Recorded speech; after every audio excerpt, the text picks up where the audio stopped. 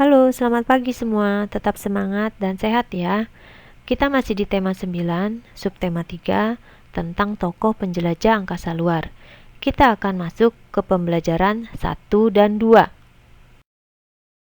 Pelajaran pertama IPA, mengenal komet dan planet.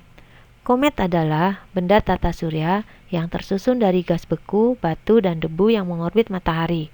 Komet memiliki orbit elips, namun dengan bentuk lebih lonjong dan panjang daripada orbit planet. Ini menyebabkan variasi yang sangat besar pada letak komet, yang kadang sangat jauh dan kadang sangat dekat dengan matahari. Ketika komet berada di titik yang sangat jauh dari matahari, debu dan gas di komet akan membeku menjadi es.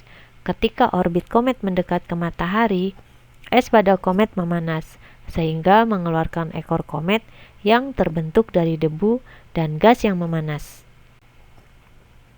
Tahukah kalian komet yang paling terkenal adalah komet Halley yang melintas di dekat bumi setiap 75-76 tahun?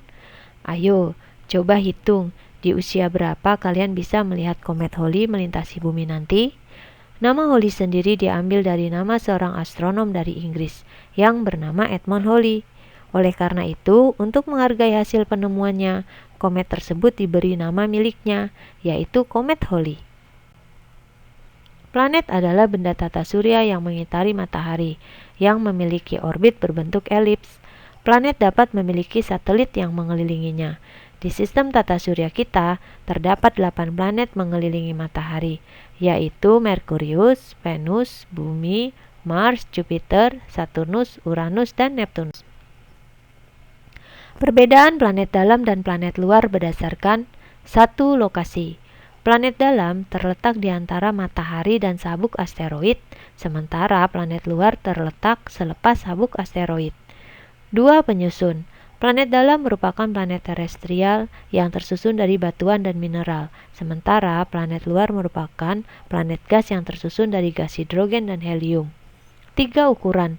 Planet dalam berukuran lebih kecil dari planet luar yang berukuran besar.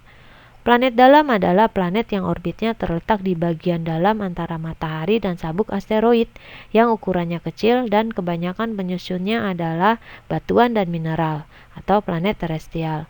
Planet dalam yaitu Merkurius, Venus, Bumi, dan Mars.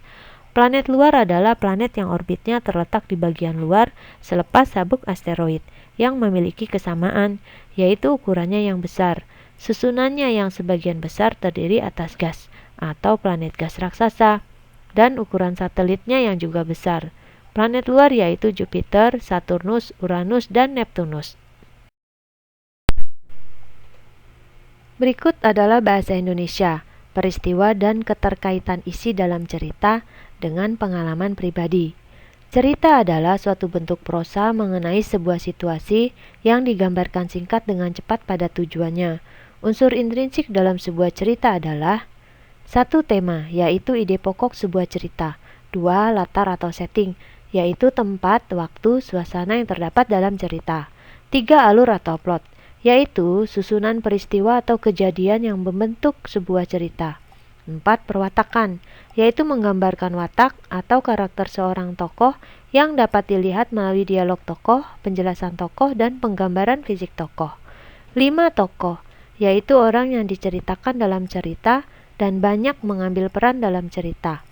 6. Amanat atau nilai, yaitu pesan atau nasihat yang ingin disampaikan pengarang melalui cerita. Kamu pasti memiliki pengalaman pribadi yang dapat dijadikan bahan cerita. Pengalaman pribadi dapat dibagikan kepada teman melalui surat. Kamu dapat bercerita tentang berbagai peristiwa yang kamu alami. Peristiwa yang diceritakan harus urut dan jelas, serta penulisannya pun harus memakai ejaan yang baik dan benar, sehingga pembaca dapat mengerti cerita yang kamu maksud. Berikut SBDP tentang tema, bahan, dan teknik pembuatan patung. Patung adalah karya seni rupa berbentuk 3 dimensi. Langkah pertama membuat patung adalah menentukan tema. Bahan pembuatan patung dibedakan menjadi 3, yaitu 1. Bahan lunak adalah bahan yang empuk dan lentur. 2. Bahan semi lunak adalah bahan yang tidak terlalu lunak dan tidak terlalu keras. 3. Bahan keras adalah bahan yang memiliki sifat keras.